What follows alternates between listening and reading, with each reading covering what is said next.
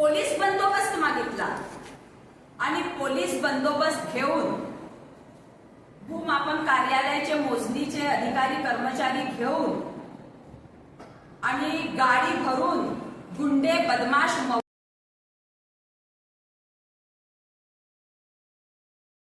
भूमाफियांचे कब्जे नाही झाले पाहिजे यासाठी हा लढा आहे।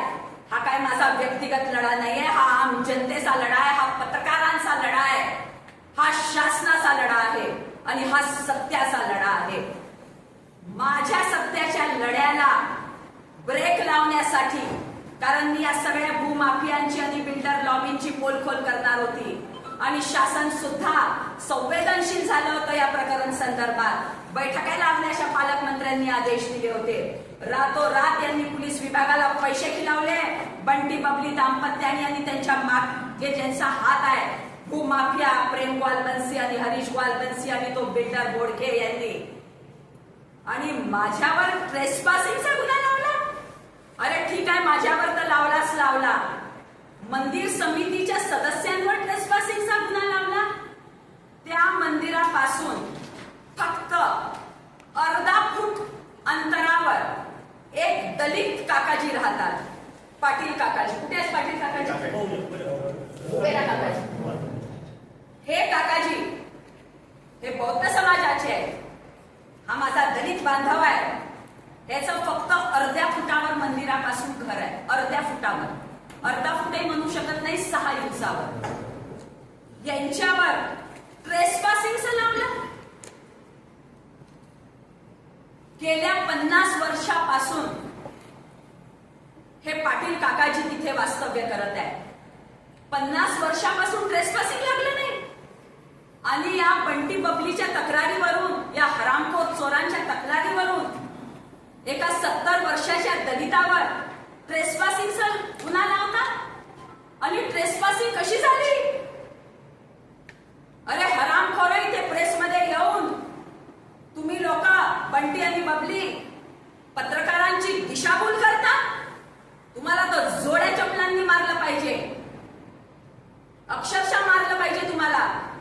सरकारी जागेवर जर का चालल्याने किंवा सरकारी जागेवर उभ्या राहिल्याने ट्रेसपासिंग होत असेल तर देशाच्या 150 कोटी लोकांवर रोज ट्रेसपासिंगचा गुन्हा दाखल झाला पाहिजे। या बिल्डर लॉबींनी, या भूमाफियांनी भोसलेकालीन 150 वर्षापूर्वीची दगडी विहीर बुजवून टाकली। विहीर बुजवली, त्याची तक्रार मी तहसीलदारांना केली, कलेक्टरला केली, सर्व शासकीय यंत्रणेला केली की भोसलेकालीन विहीर 150 वर्षापूर्वीची, जे एक हेरिटेज धरोहर आहे,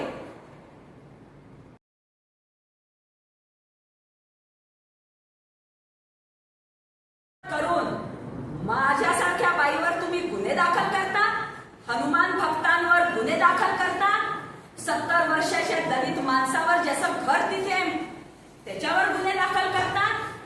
अनलॉफुल असेंब्ली, तो सुद्धा गुन्हा दाखल केलाय। अनलॉफुल असेंब्ली म्हणजे 5 पेक्षा जास्त लोकांचा जमावडा। अरे मंदिरात मग काय लोक राहणार नाही? अनलॉफुल असेंब्ली कशी लागली मंदिरात? तर नागपूर शहराच्या आणि देशातल्या सगळ्या मंदिरात अनलॉफुल असेंब्ली म्हणून तुम्ही काय भक्तांवर गुन्हे दाखल कराल?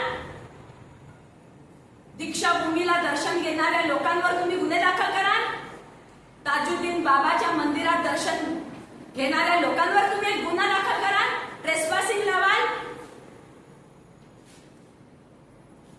रातोरात आमच्यावर गुन्हे दाखल होतात। आम्हाला माहित नाही, आम्हाला कोणते सूचना पत्र नाही।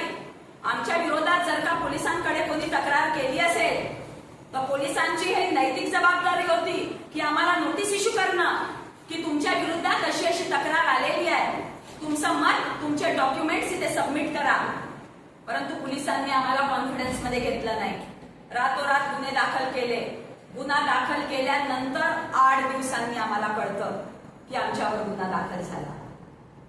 जेव्हा आम्हाला कळलं आमच्यावर गुन्हे दाखल झाले, आम्ही स्तब्ध झालो।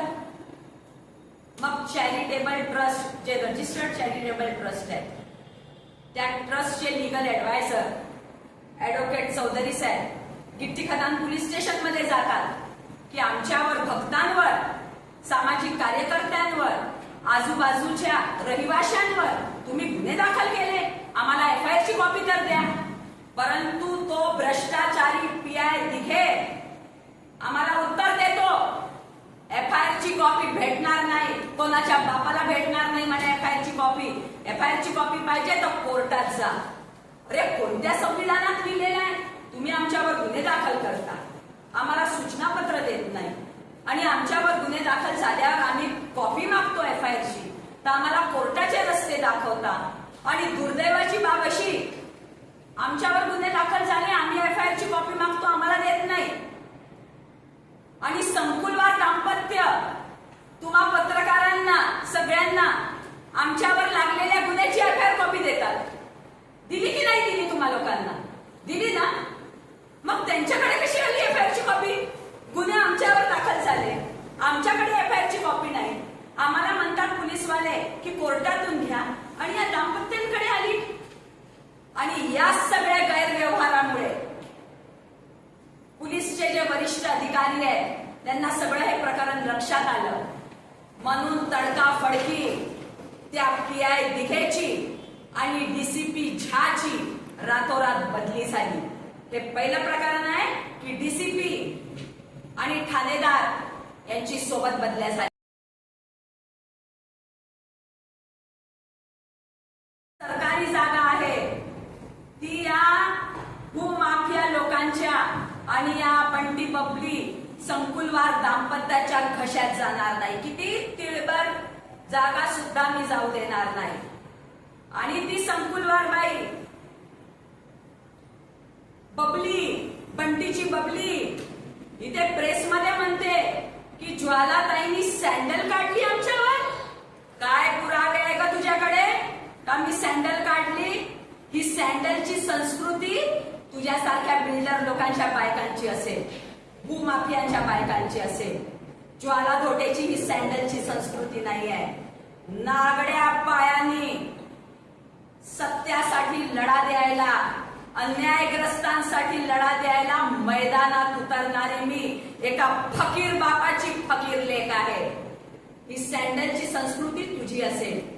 आणि सँडल सारख्या अशा छोट्या गोष्टीत मी पडत नाही कोणावर सँडल उचलण्याचा.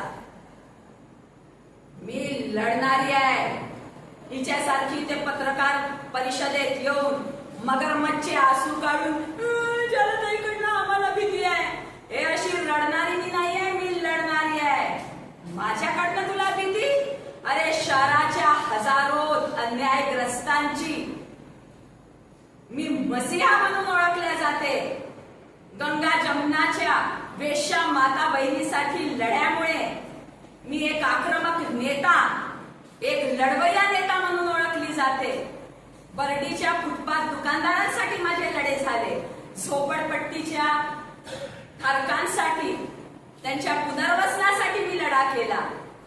आणि ही म्हणते की ज्वालाताईंनी सँडल दाखवली. अरे जनतेला न्याय मिळवून देण्यासाठी, सत्यासाठी ज्वाला धोटे लाठी काठी खायला पण तयार आहे. आणि वेळ प्रसंग पडला तर या बदमाश भूमाफिया बिल्डर